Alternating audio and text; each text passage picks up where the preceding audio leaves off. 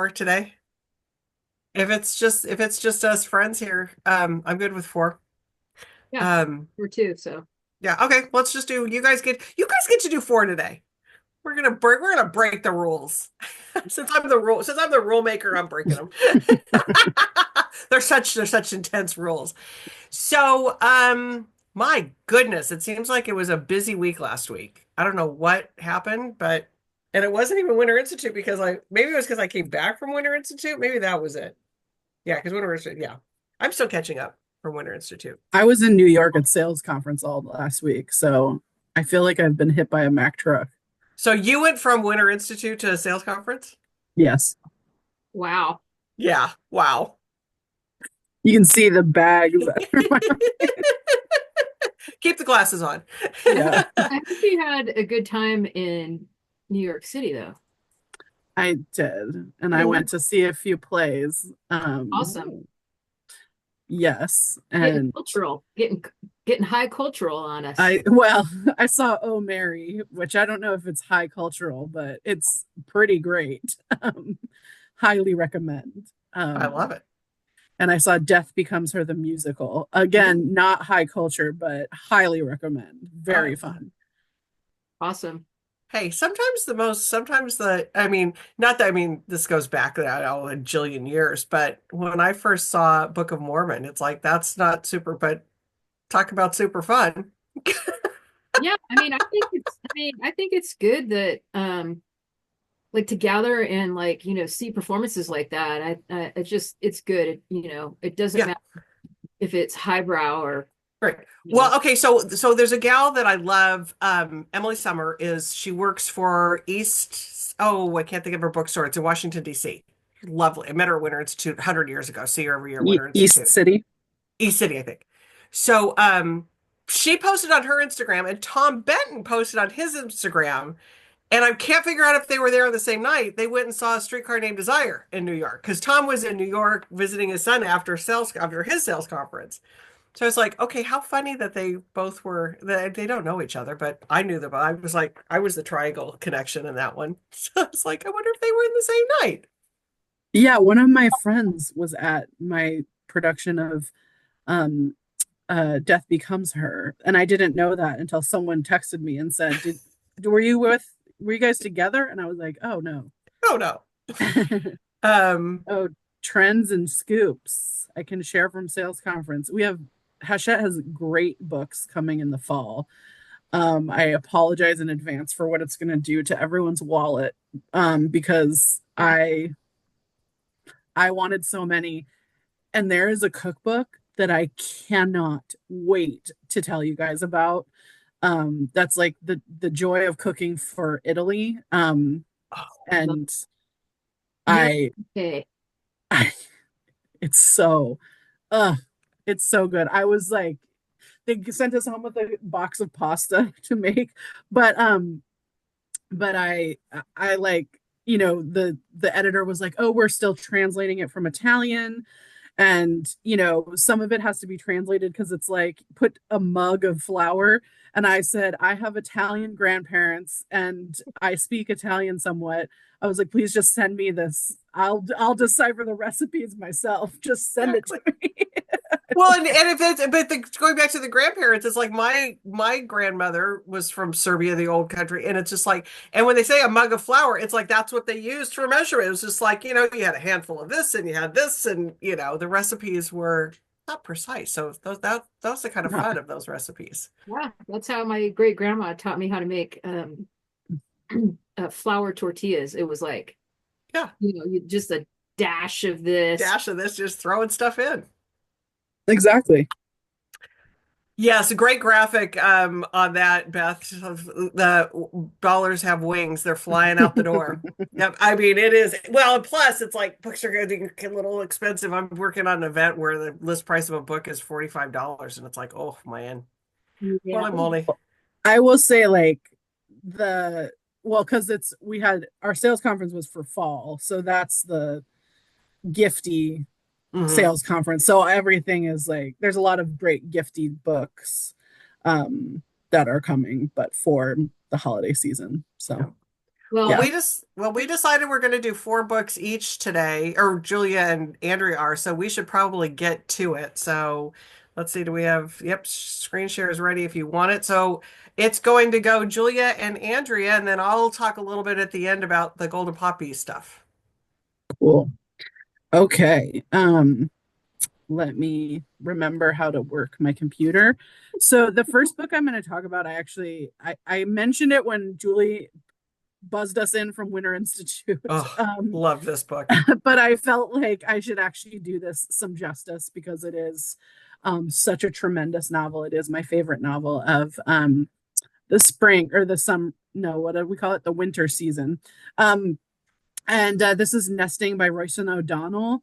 So this book is, I feel like when I tell you what it's about, you feel like, oh God, I don't want to read that. But I'm here to tell you that this book reads in some ways like a thriller. Like you cannot put it down once you start reading it. I read it in, I think, 2 sittings.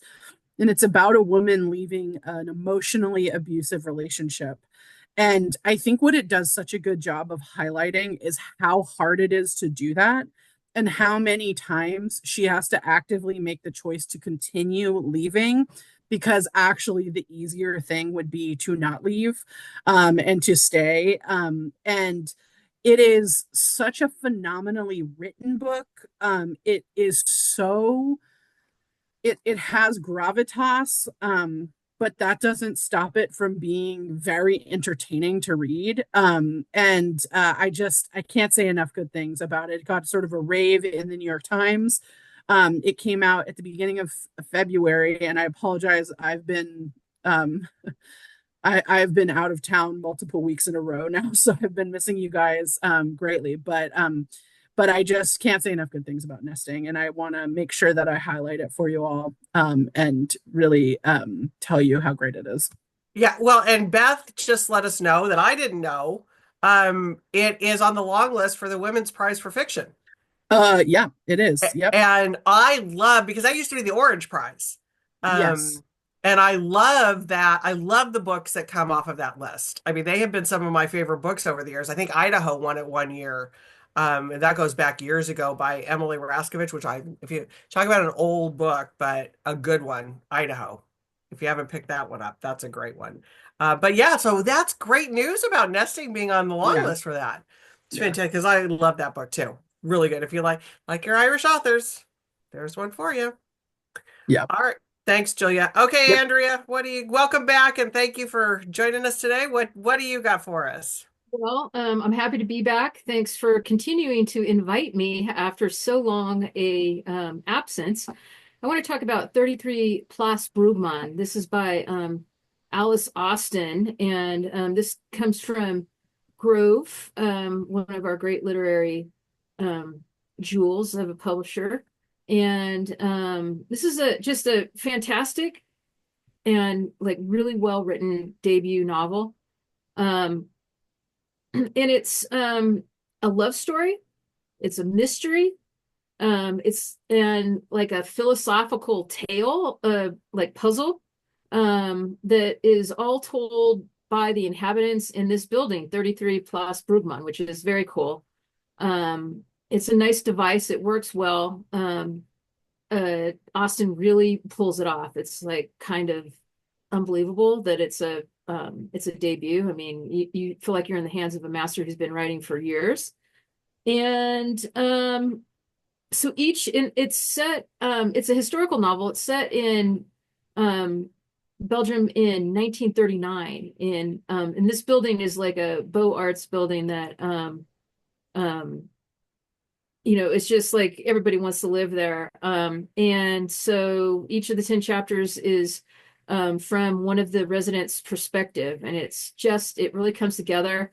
It's excellent. As I say, Scott Turow loves it. Jessica Shattuck, author of Last House and The Women in the Castle, loves it. Got a lot of early buzz from booksellers who read it early, and we are just very excited about this title. And it is right now in stock at Warwick's. You've already sold a few, and there's more on order. So Well, here's the little tip about that one. So we met the author at Winter Institute because this was an Indies Introduced title. Yeah. So that's one of the 10 books for that. So I brought home a copy. I was like, because our one bookseller, Chris, I was like, oh, I think Chris would like this book. So I got one signed for Chris. But then I brought one home for myself because it sounded good. So I was like, oh, I want to read this one. So I was handing Chris her book and my book was there, and one of our other booksellers was like, "What's that? I think I need to read that." So she took my copy home and is reading it right now. And so, Mary, if you're watching this, I need my copy back. Really, you know. Yeah. And I told Nancy Warwick about it too. So I think Nancy's got it on her list too now to read. All right, well, I'll send her a copy too. Let's get, you Yeah. know. Oh, you don't need to send me a copy. I can get my copy back from Mary. That's okay. Um, But you know but people. You know we people. know people. We know people. But anyway, so yes, that I'm very excited about that book. So can't wait to read it. Awesome. Yep. Thank you. Thank you for that beautiful endorsement. There we go. Okay, Julia. Okay, my next one is from an author that people may know, Nathaniel Ian Miller. Love him. This is, if you don't know, he wrote the Memoirs of Stockholm Sven, which was a big favorite for people. And this is his new book. It came out last Tuesday, Red Dog Farm. This is also a Scandinavian novel about it's really about this farm and this family that lives on this farm and sort of how their life looks day to day in this somewhat isolated area. And what I think is so great about a book like this and about sort of how Nathaniel Ian Miller writes is he writes so seamlessly about sort of new world versus old world moors, and how the sort of younger generation both honors and then also pushes away from the older generation. This book is about friendship, it's about family, and then it's also about just like what it looks like to be a farmer, sort of this being so in concert with nature, and having to deal with the natural world on every single day, every single minute. And it's just so beautifully done. And much like in Stockholm Sven, the writing is really what sells this book. It's a gorgeous novel. And I think one that people will really enjoy, particularly if you liked that previous book, you'll really like this one as well. Absolutely. Okay, Darcy, you must have just go home and read. That came out last week. Darcy's already finished it. Of course she has. Of course, she Darcy. has. Of course, Darcy's already finished it. Nancy read it, loved it, and we are hosting him on Wednesday for a virtual event. So I'm hoping everybody that is here that has read it will sign up. I'm sure Amanda will put in the link how to sign up for the webinar. It's free to join. So I'd love a big crowd for him because I love Stockholm Swan. I haven't had a chance to get to this one yet, but I know I will because I love it. Yeah. Oh, Barb, Eleanor of Avalon. Yes, and that's a San Diego author. She lives here in San Diego. We're doing a CBS. She's the CBS 8 Book Date with 8 author for the first quarter. So first quarter, second quarter. Can't remember what quarter we're in. Anyways, but we're going to record that interview with her on Thursday, and so that should be airing, I think, later this month. So can't wait for that. Okay, Andrea, what do you have next for us? I have a book from Europa Editions by Giovanna Mataloso, and this is her English language debut. And of course, Europa does books in translation in the main. And even though it's called the Tokyo Suite, this is set in Brazil. And Okay. it starts off one morning where a nanny who's in charge of a well-to-do family's young girl, Cora, gets on a bus with the kid and disappears. It's sort of an impulsive abduction. And it, of course, throws everybody's world into turmoil. The mother is having an affair with another woman, a clandestine affair. The father is just always at work. So is the mother, but he's, up to, his own like, dissipation and regret. And we hear from each of these characters, and the nanny, and it's just such a amazingly written tale that explores. I mean, it's a multi-layered narrative. It has to be like, when it follows the course of these people as this abduction goes down. And it explores like modern family dynamics, the lengths that people will go to reclaim some control and power over their own lives. It deals with class, race, income inequality, excuse me. And it's also just an amazing biography, really, of Sao Paulo, where it's set as well. So you really get a taste for the city and the people who live there. We love this book. It's an in-house favorite. $17 trade paper. That's a really that's a nice value for this book, and I think it's the right place to start for this author it's her first foray into the American English language market. Thank you. And we love Europa. And you missed me. That one sounds really interesting because Mallory and I were even talking about doing like a Europa little like shelf because first of all, I love the way all their books look. They look really good all together. But you've missed me gushing about Mona's Eyes, Andrea. I've been like having a love affair with that book for the last couple weeks. Yeah, I'm happy about that. And also, this is the perfect time to do a display because it is the 20th anniversary of Europa, and we have a few promos, so we can talk about that later. Talk about that. And I'll talk with Mallory when I see her in 2 weeks. Yeah. I'll be in the store in 2 weeks. Excellent. We'll love to see you there. But anyways, yeah, I love Europa, but Mona's Eyes, chef's kiss. Just saying. Sorry, everybody got to wait till August for it, though. But Europa's 20th anniversary, and they did both Elegance of the Hedgehog and the Neapolitan Quartet. Yeah. My Brilliant Friend. Yeah. Like, and Old Filth, which is one of my favorites as well. Old Filth. Yep.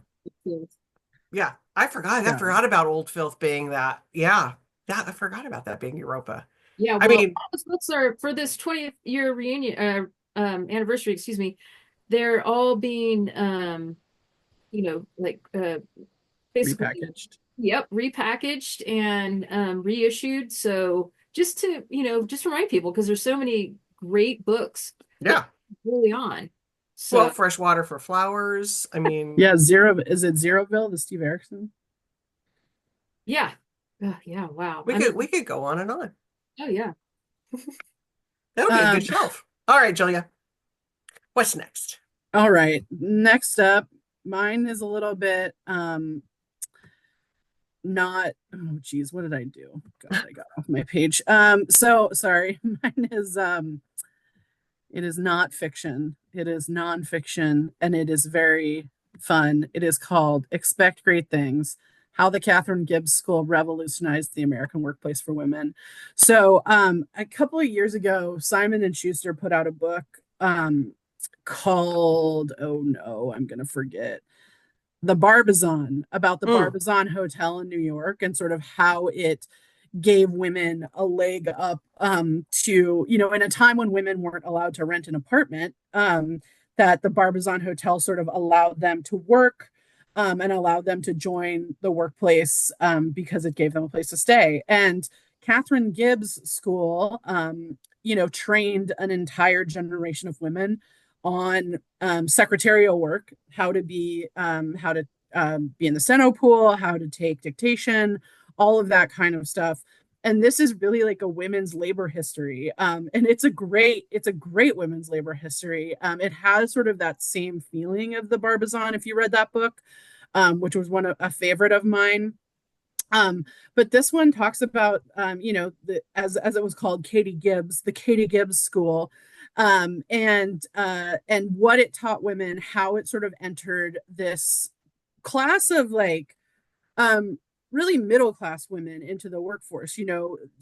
Forever, women worked in factories and worked in a lot of them worked in sort of sewing factories and things like that in the Northeast. But this sort of entered women into the professional class of the workforce. And it really talks about how this school and the training that it gave these women sort of created a whole new economic opportunity and sort of allowed women to make their own money and not have to rely on men as much. So it's a great book. It's a great history. I think a really timely history that we sort of need to remind ourselves of. But also, perhaps, I don't know. I don't think my mom went to Katie Gibbs, but my mom was definitely trained in secretarial work. And I think that a lot of people, know people that were trained in this kind of vein.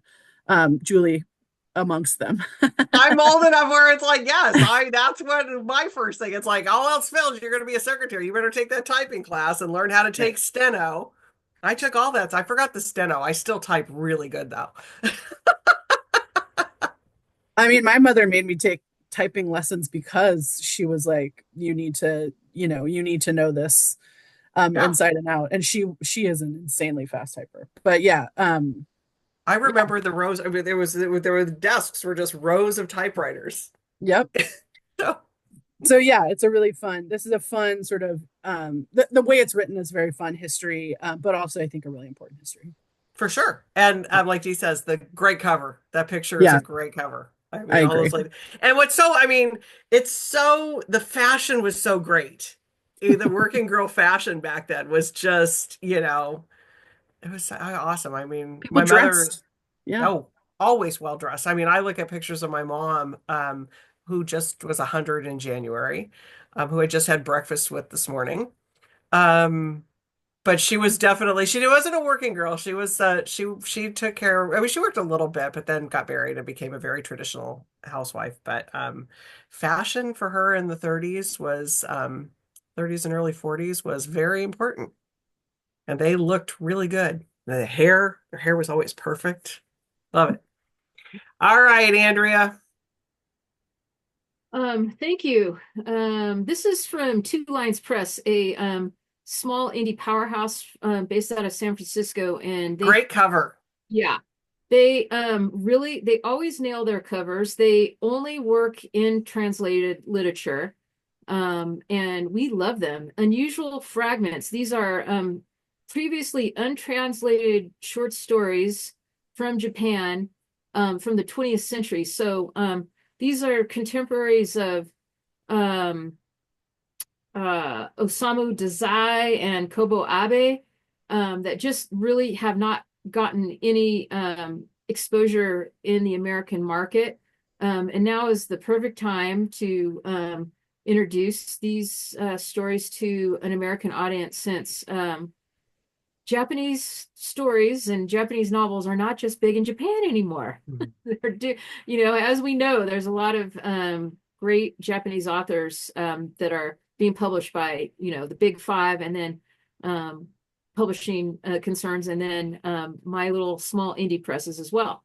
So let me see. I'm gonna read this quote. I'm gonna dig this quote up because this really just kind of encapsulates what this is about.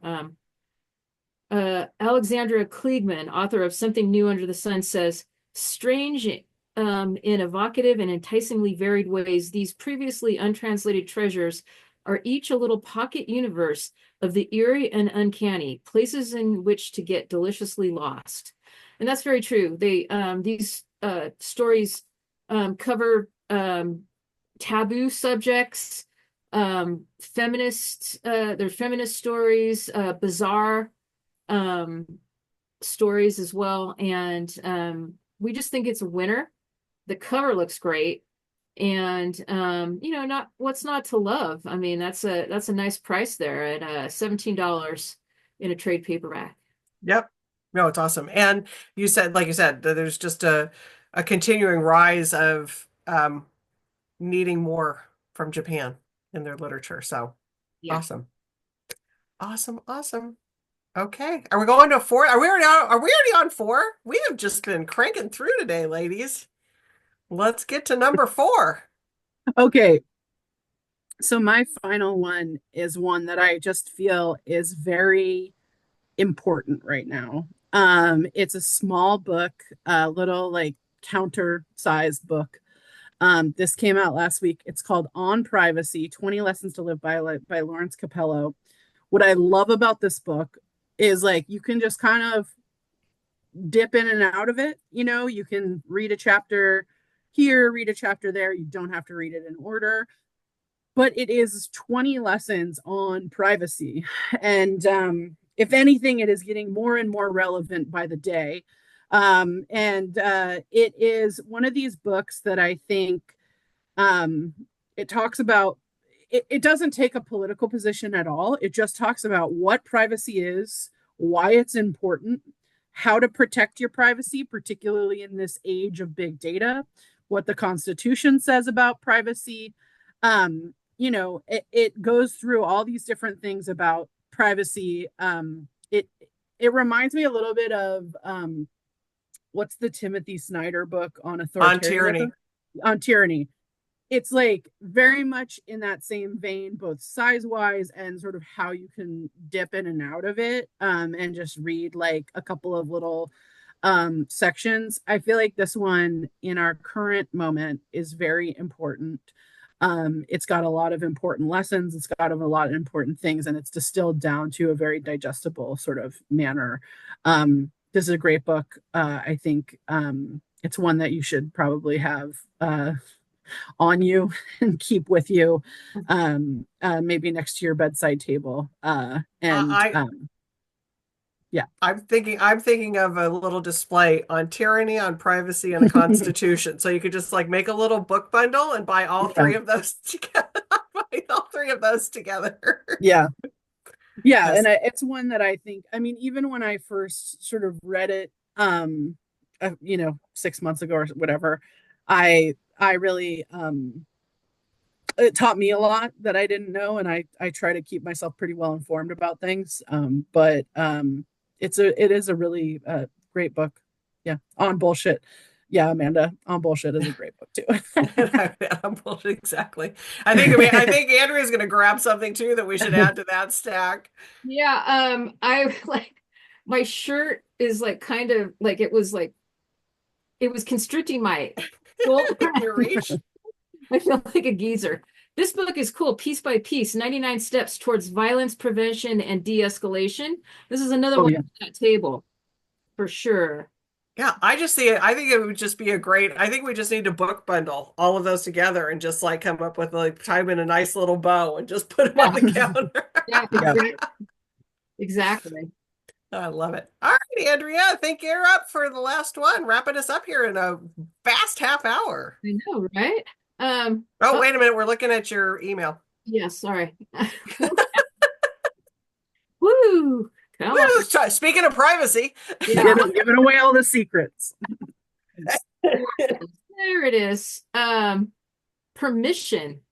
This is a book on the new memoirist and the courage to create. This is from Lisa Altman, who is a 3-time memoirist and also a writing teacher. So she basically consolidates her real world experience writing memoirs with all of these workshops that she's been teaching to basically help people get over like a lot of times writers who wanted it, they start with the memoir before going anywhere else, oftentimes.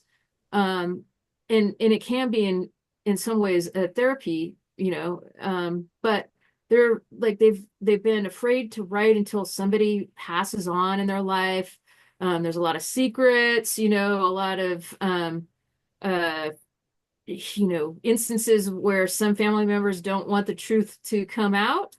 And Altman really talks to that, addresses those issues And then just like really just lays it out how to start writing a memoir. This is from David R. Godine, one of our great literary presses. They're based out of Boston. It's it's about $30, but I think it's invaluable. Anne Lamott, who has written a lot of books, including Bird by Bird, about one of the great classic writing manuals of our era, says that this is a marvelous, passionate, and charming new book. Permission is going to breathe freedom into your life. It is a clarion call for writers to tell their hard, lifelong truth, no matter how many decades they have agreed to stay silent. Lies and cover-ups won't save you. This book just might. Isn't that great? Mm-hmm. Yeah. So, and I think it's a beautiful cover, It's a and great cover. yeah, and I feel like this is just for any aspiring writer who's thinking about the memoir form. This is just one of those books that you need to pick up and help you get on your way. I love it. And I love that cover. That was a really, really good cover. Yeah, I think they really did a great He job. does a good job. He did a good job there. Okay, I was gonna quit. I don't know, Amanda, did you find the list of books that I wanted to talk about? If you did, share the screen for me. Hey, can you do my check for me? 'Cause- Oh, is that okay? Are you sending it to me for me to? The link is right there in the chat there. Okay, let's see. All right, let me scroll down to this page. Okay, I'll share it now. Okay, I'll do my own tech. Let's see. There it is. Okay. So Golden Poppy Awards were just last week and they announced the winners.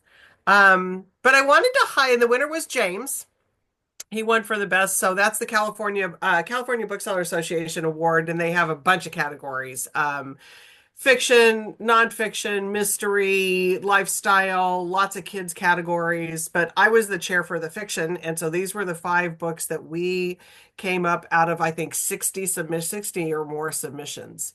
And these were, I think I've talked about this before, but I just wanted to give them another little highlight because I think a lot of people have read James and it won, and it deservedly so. But I think all of these other books that are on here deserve another look if you haven't read them. Headshot, Rita Bullwinkle, Poor Dear. You can't really say it. Poor Dear is this one. I don't know if you're seeing my arrow, but Poor Dear is right here by Claire Oshetsky. I loved this book. I knew it wasn't going to probably win, but it was one of my favorite books of them.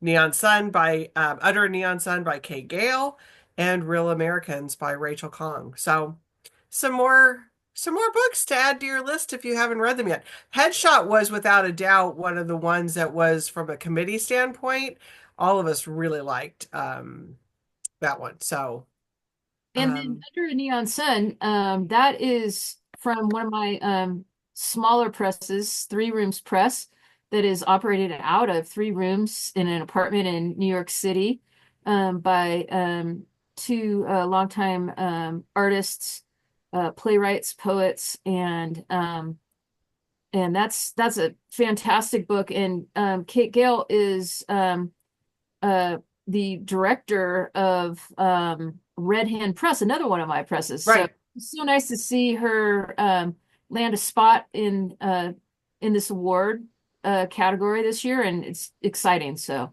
Yeah, I mean, considering, I mean, it was 60 titles, and I mean that one was I mean, it was hard to come up with just 5 because there were lots of good ones, but these were definitely the top. These were the cream of the crop for us for out of the 60. And if I'm remembering right, and Amanda, remind me, I think we hosted Kate for this book as an event. I wasn't at it, but she came down because I think she might live. Does Kate live in LA? Yeah. Yeah, yeah, for Redhead. Yeah. yeah, and yeah, she did a lot of events out and about, and signing stock and everything. It's great. Yep. So anyway, I mean, I love highlighting some of the smaller press stuff too. So I will gotcha. also say that the Martin Cruz Smith Award for Emerging Diverse Voices, Mhm. All Friends Are Necessary by Thomas Moniz, Yes. won that one, and that's one of mine, and it's a phenomenal book. I feel like maybe I talked about it on here when it I came read out. it, so I don't know, but Yeah. I think we did. I think we did talk about it last year. I think I did, yeah. Yeah, All Friends Are But Necessary is very that's good. a great sort of millennial, it's like a family drama, but about a group of friends in San Francisco. That's the family that you're talking about, and it's great. Well, and what I didn't know it won because they don't. I mean, we didn't share with each other what each category was winning. So when I was watching the awards, it was like, oh, I was glad he won. I know. So that was awesome. All right, everybody. Wow, we did record time today. What's up with us? No. And we don't have those Efficient, dudes. We don't have those dudes bringing us down. chatting away. Don't let Tom Hurricane hear me say that. Talking about Mike Lee again. Exactly. Exactly. Icky boys.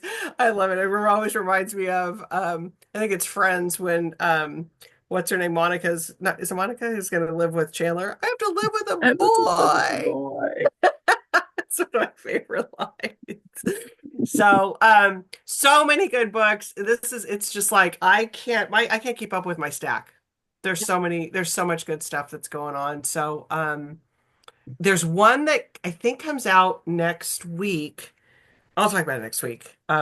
Tilda is Visible. I don't know. Is that anybody's? Yeah, it's about this woman who's like aging like my age, and she starts to like physically disappear. It's like kind of one of my favorite things. Like Of Things Gone Astray was one of Gabe's books, which I just loved. But Tilda is vanishing, or Tilda is visible, I think is what it's called. But she starts to disappear, like physically disappear, like her fingers start to disappear. I Wow. can't wait. I want to read that so bad That's because interesting. it's like because as you age, you realize that it's like you start to become invisible in so many ways. So that's one, and oh God, I can't think of the other one. So anyways, I'll talk about them next week. Anyways, happy reading. And Julia, thanks for coming in. I know you're exhausted, so thank you so much for doing this. And Andrew, I know you're exhausted too, so thank you for doing it. Appreciate it very much. Good to see you. And everybody have a good week reading. Darcy, you're putting us to shame on how many books you're reading. All right, everybody. See you later. Thank Bye. you.